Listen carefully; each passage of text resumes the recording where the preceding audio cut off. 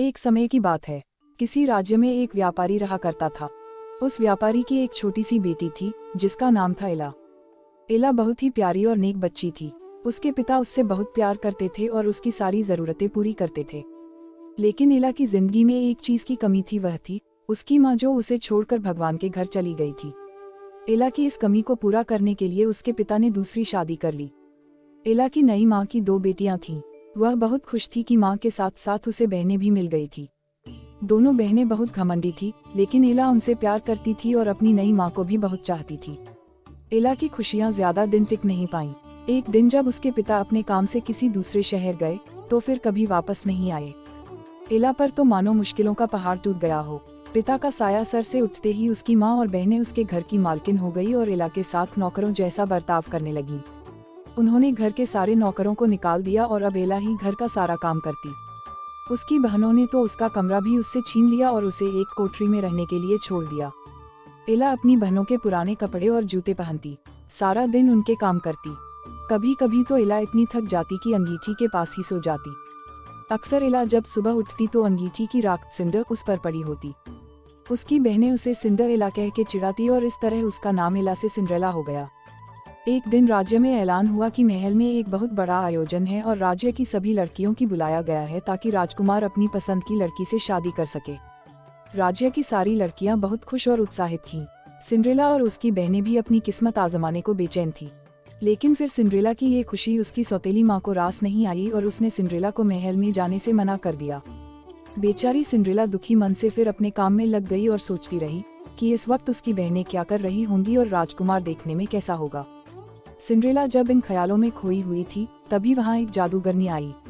उसने सिंड्रेला को दुखी देखा तो उसकी मदद करनी चाहिए। सिंड्रेला ने सारी बात जादूगरनी को बताई। जादूगरनी ने सिंड्रेला से कहा, ओह प्यारी सिंड्रेला, मैं तुम्हारी मदद कर सकती हूँ। यह कहकर जादूगरनी ने अपनी छड़ी घुमाई और वहाँ पड़े एक बड़े से कद्दू को एक बग्घी में बदल दिया। वहीं 4 चूहे उछल कूद मचा रहे थे। जादूगरनी की नजर उन पर पड़ी तो उसने चूहों को घोड़ा बना दिया। अब जरूरत थी एक कोचवान की। जादूगरनी ने चारों तरफ नजर घुमाई तो उसे एक मेढक दिखा और उसे कोचवान में बदल दिया।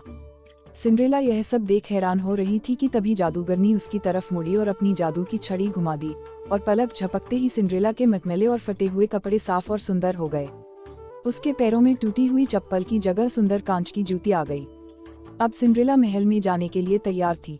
जादूगरनी ने सिंड्रेला को विदा करते हुए कहा, बेटी तू अपनी इच्छा पूरी कर ले, लेकिन याद रखना रात 12 बजते ही यह सारा जादू खत्म हो जाएगा।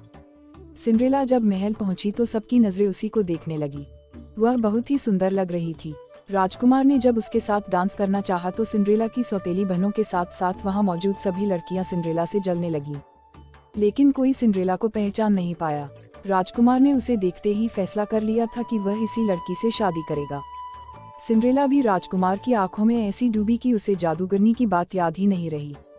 देखते ही देखते 12 बज गए। घंटी बजते ही सिंड्रेला को याद आया कि 12 बजे जादू खत्म हो जाना था। सिंड्रेला बिना राजकुमार से कुछ कहे वहां से भाग निकली। वह नहीं चाहती थी कि राजकुमार उसे उसके पुराने गंदे कपड़ों में देखे और उससे नफरत करे। भागते वक्त सिंड्रेला की कांच की एक जूती महल में ही छूट गई जो राजकुमार ने उठा ली। राजकुमार ने बहुत कोशिश की सिंड्रेला को ढूंढने की, लेकिन वह उसे कहीं नहीं मिली।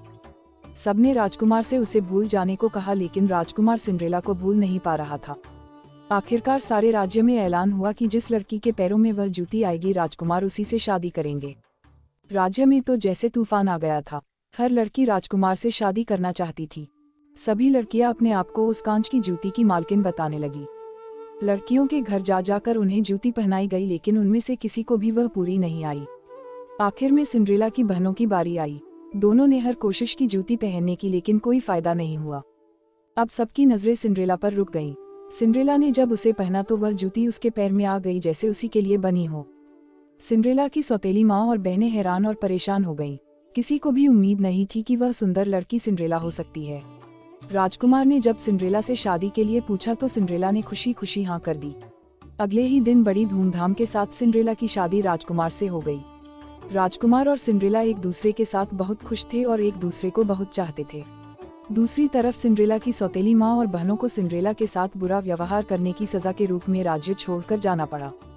ऐसी ही अन्य प्रेरणादायक हिंदी कहानी के लिए नीचे दिए गए सब्सक्राइब बटन को दबाकर घंटी को ऑल पर सेट कर लीजिए। आप सभी का दिन शुभ हो। धन्यवाद।